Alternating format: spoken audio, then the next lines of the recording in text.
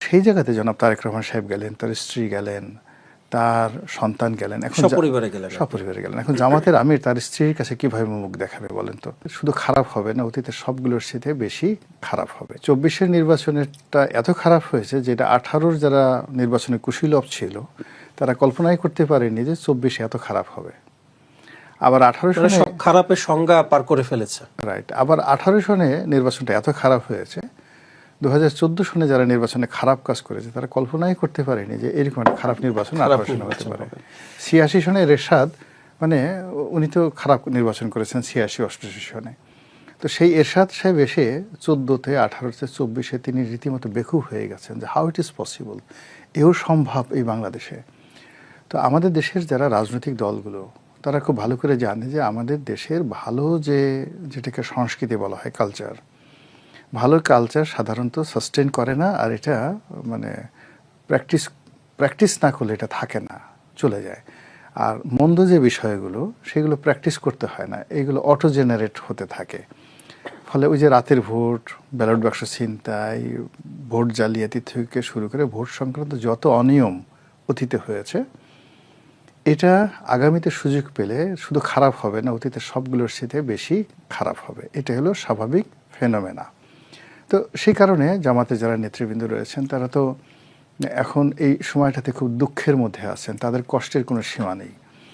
আপনি যদি একবার কাউকে কোলে তুলেন, তারপর আবার কোল থেকে নামিয়ে দেন, একজন লোকের সামনে আপনি পোলাও কুরমা দিলেন, একটু পরে আবার তার সামনে থেকে পোলাও কুরমা নিয়ে সামনে কতগুলো গোবর দিয়ে দিলেন যে তুমি গোবর খাও, তখন ওই লোকের জন্য আসলে মৃত্যু, সে মনে করে আল্লাহ এই ঘটনা ঘটার আগে যদি আমার জীবনে মৃত্যু হতো তাহলে ভালো হতো। তো গত 17 মাস যাবৎ যখন জামাতের লোকজন যমুনাতে যেতেন, ওখানে সানাই বাজত, নহবত বাজত, ওখানের কোকিলরা গান গাইতো, বাগানের যত গোলাপ সেগুলো সব ফুটত, অধীর আগ্রহে সেই যমুনার সবাই আহলান ওয়া সাহালান, আসুন আসুন হুজুর আসুন, এভাবে জামাতের লোকদেরকে পাত্তা দেওয়া হতো। তো সেই জায়গাতে জনাব তারেক রহমান সাহেব গেলেন, তার স্ত্রী গেলেন, তার সন্তান গেলেন, এখন সপরিবারে গেলেন। সপরিবারে গেলেন। এখন জামাতের আমির তার স্ত্রীর কাছে কিভাবে মুখ দেখাবে বলেন তো?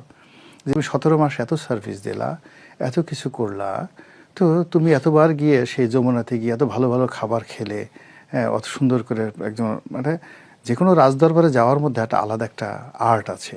তো স্ত্রীরা বলে যে তো তুমি সেখানে গেলে, আমাকে তো নিয়ে গেলে না, অথবা ইনুস সাহেবকে তুমি এত সার্ভিস দিলে, তো তিনি তারেক রহমান সাহেবের স্ত্রীকে দাওয়াত করলেন, তার সন্তানকে দাওয়াত করলেন, তোমার কি স্ত্রী নেই, তোমার কি সন্তান নেই?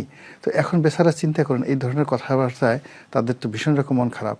একইভাবে চরমনায়েরও ওই একই সমস্যা হয়ে যাবে। তো এই বিভিন্ন কারণে হলো কি, আমাদের সমাজের মধ্যে না একটা ফ্রাস্ট্রেশন ছড়িয়ে পড়েছে। এই ফ্রাস্ট্রেশন থেকে কি জামাতের আমিরের এমন শঙ্কা যে? না, ফ্রাস্ট্রেশন থেকে নয়, ফ্রাস্ট্রেশন তিনি তার অভিজ্ঞতা থেকে এই কথাটা বলেছেন। তো এই কথাটা ওনার অনেক আগেই বলা উচিত ছিল এবং উনি বলতেন, কিন্তু যেহেতু তিনি একেবারে ঘরের মানুষ ছিলেন, উনি মনে করতেন যে এই ধরনের কথা বললে ডক্টর মোহাম্মদ ইউনূসের ইজ্জত হানি হবে, তিনি বিব্রত হবেন, তার কষ্ট হবে, তিনি তার বন্ধু বা তিনি তার যে মাহবুব, সেই মাহবুবকে তিনি কষ্ট দিতে চাননি, না দেওয়ার কারণে এই কথাগুলো তিনি গোপন রেখেছেন। কিন্তু আমরা যারা মাহবুব নই, তারা প্রথম দিক থেকে আমরা কিন্তু এই আতঙ্কিত যে এইবারের পিছনে নির্বাচন না হওয়ার সম্ভাবনাগুলো কী কী আছে সেগুলো বলতাম, আর নির্বাচন যদি হয় সেখানে কী কী ম্যানিপুলেশন হতে পারে, কী কী ভোট ডাকাতি হতে পারে আমরা বলে আসছি। ফলে জামাতের আমিরের মুখ থেকে, তার পবিত্র জবান থেকে এই প্রথম আমাদের মতো দুর্মুখ যারা, তাদের একটা বক্তব্য তার মুখে শোভা পেল, এজন্য তাকে আমরা স্বাগত জানাচ্ছি, আহলান